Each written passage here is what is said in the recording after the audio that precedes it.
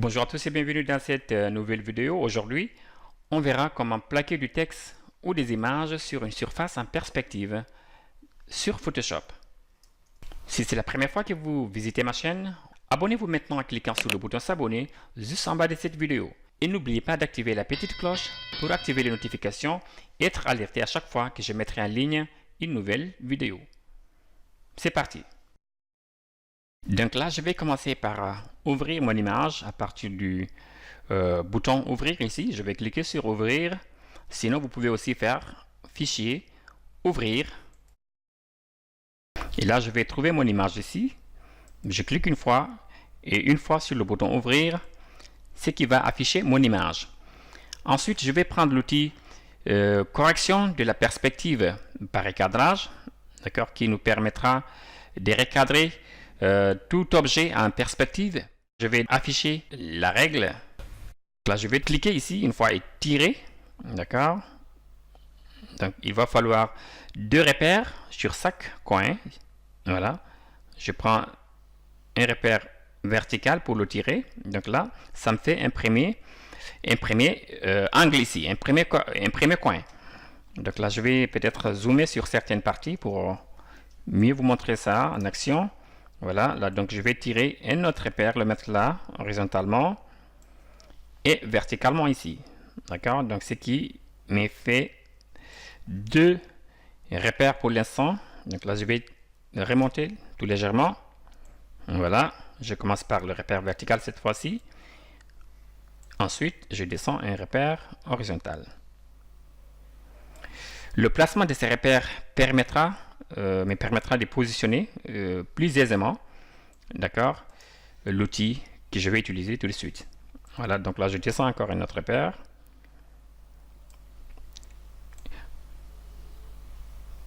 D'accord, ça c'est très bien.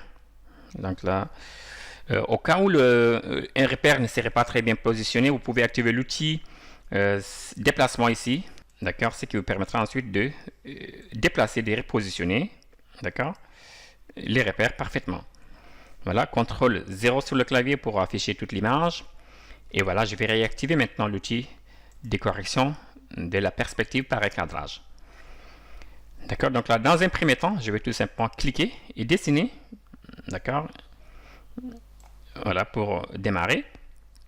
Ensuite, il va falloir maintenant prendre chaque coin et le placer sur l'un de nos repères.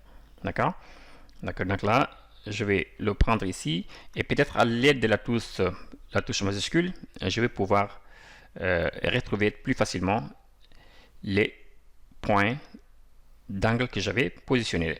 D'accord, les repères que j'avais positionnés. Donc là, vous voyez, avec le magnétisme activé, c'est plus facile de le positionner. D'autant plus qu'on aura à le faire à deux reprises.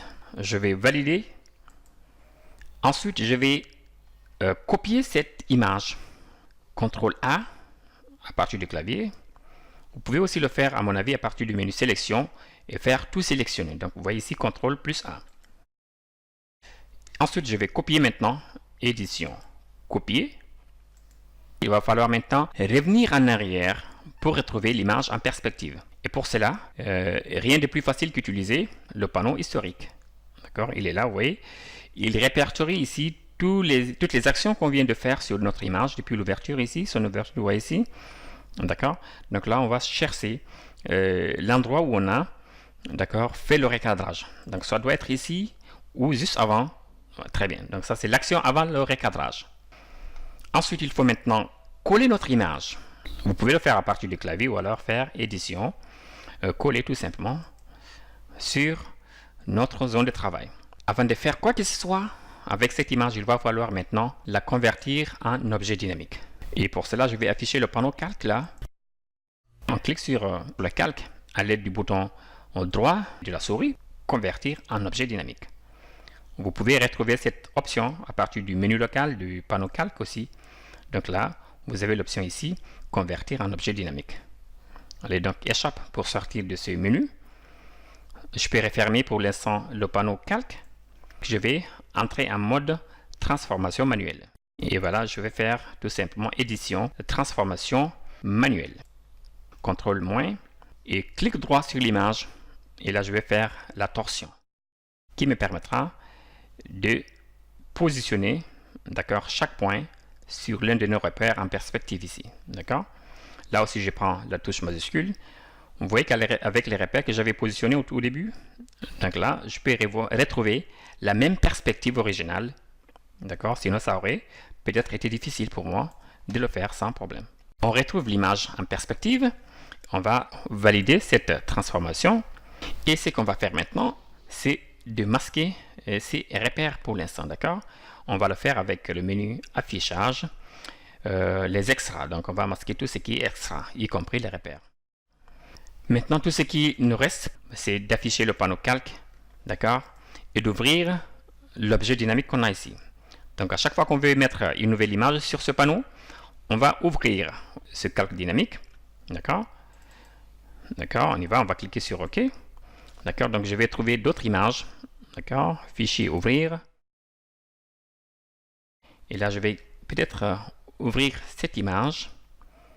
Et cette image, d'accord, je commence par cette image d'abord, on verra. Très bien, et après on va la placer, on va la mettre ici. Je clique sur l'image, je dépose sur l'onglet de l'objet dynamique. Donc là, je reviens à l'intérieur. D'accord, l'image qu'on vient d'amener est trop grande par rapport à notre zone de travail. Donc là, je suis entré avec CTRL T, transformation manuelle. Allez, donc là, je vais revenir en arrière ou faire CTRL 0. Vous voyez ici, CTRL 0, ce qui me permet de voir tous les poignées de notre image ici. Donc là, je vais réduire avec Alt. D'accord, si vous êtes dans une version plus récente de Photoshop, d'accord, ou alors vous ajoutez la touche majuscule pour garder les proportions de l'image, d'accord. Allez, donc là, je zoome encore, CTRL plus, très bien, donc là c'est bon.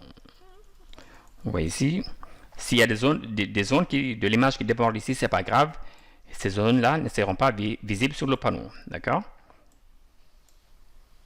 Très bien, là c'est bon. On va cliquer sur Entrée. Ensuite, il va falloir sauvegarder. Vous voyez qu'actuellement, on ne voit pas de changement. Mais à partir du moment où je vais sauvegarder l'objet dynamique ici, CTRL S, on revient sur notre image. Vous verrez que notre image a été placée en perspective sans aucune difficulté. L'avantage ici, c'est que vous pouvez le faire autant de fois que vous le souhaitez. D'accord? L'objet est déjà en perspective. À chaque fois que vous cliquez sur CTRL S, votre image est placée et plaquée contre ce panneau, d'accord, en respectant la perspective, d'accord, de l'image. D'accord, donc à chaque fois, souvenez-vous que c'est ici qu'il va falloir ajouter tout ce que vous voulez.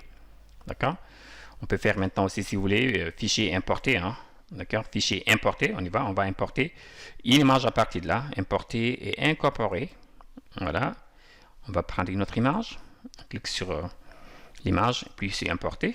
D'accord. Allez, on y va. La touche Alt. Très bien. On peut faire comme ça. Voilà. Vous voyez que là, on n'a pas de problème. On n'a pas besoin de masquer quoi que ce soit. On va juste placer notre objet.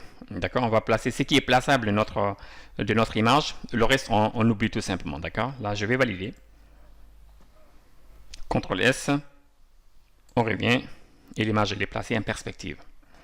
D'accord, peut-être que je vais essayer avec une dernière image pour vous montrer, d'accord, la facilité qu'on a lorsqu'on prend le soin de positionner notre calque, d'accord, en perspective. Une fois après l'avoir converti en objet dynamique, bien sûr.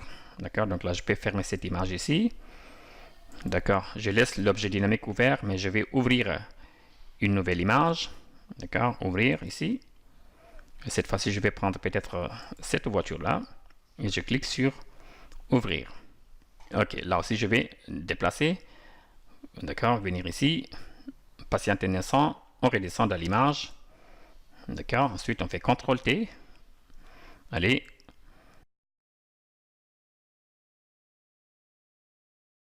Ok, peut-être je vais la pousser légèrement avec les flèches du clavier. D'accord. Très bien, là c'est bon. Je vais cliquer sur Entrée sur le clavier et CTRL S. D'accord, je peux la fermer déjà ici. D'accord, peut-être je vais faire une astuce ici. Je vais afficher les deux images en même temps. D'accord? Donc là, je vais faire fenêtre réorganiser. Donc on va faire deux vignettes en vertical ici. D'accord? De manière à afficher nos deux images, d'accord, à la fois. Donc là, vous voyez, on a toujours 7. Donc ça, c'est le panneau. Ça, c'est l'objet dynamique ici à gauche. Vous voyez que le panneau affiche toujours l'autre image qu'on avait utilisée tout à l'heure. D'accord? Et là, je vais sauvegarder, d'accord, sauvegarder l'image avec l'objet dynamique. Et automatiquement, vous verrez le changement. D'accord? C'est répercuté sur l'objet, sur l'image originale ici. D'accord? Donc là, je reviens à fenêtre, réorganiser. On va tout regrouper dans des onglets. Donc ça, c'est l'affichage par défaut maintenant sur Photoshop. D'accord. Qu'en est-il du texte maintenant? Que faire lorsque vous souhaitez ajouter du texte, d'accord, en perspective, comme sur cette image ici? Là aussi, c'est très simple. D'accord. Je vais ouvrir une nouvelle fois l'objet dynamique et là, je vais saisir du texte avec l'outil texte ici. D'accord. Ok, donc là, j'ai activé l'outil texte. Je vais cliquer sur mon image. Voilà, je peux maintenant saisir du texte ici. Donc là, je vais faire quelque chose comme Speedy. D'accord, je vais mettre tout ça en majuscule, bien sûr. Et voilà. Donc là, double-clic. Je vais changer de couleur. D'accord. Peut-être augmenter le corps de mon texte. D'accord. Pas aussi grand peut-être ici. Voilà. Là, c'est bon, changer peut-être le style ici pour avoir quelque chose de plus solide. Très bien. Je valide et là, je vais repositionner mon texte ici. D'accord. Je vais le mettre ici. T ici pour peut-être changer un peu de couleur. On voit quelque chose comme ça, pourquoi pas. Mettre un peu d'ombre. D'accord. Je vais ajouter un style de calque ombre portée. D'accord, tout simplement ici. Voilà. Ok, très bien, pas mal aussi. Bien sur l'opacité, très bien. On clique là pour valider. CTRL S. Regardons ce qui se passe sur l'autre image. Et voilà. Effectivement, le texte est en perspective ici. Regardez ici. Il va suivre tout simplement cette ligne-là qui est en perspective. D'accord? C'est maintenant terminé pour cette vidéo. J'espère qu'elle vous sera utile. Quant à moi, je vous dis à très vite pour d'autres vidéos sur Photoshop.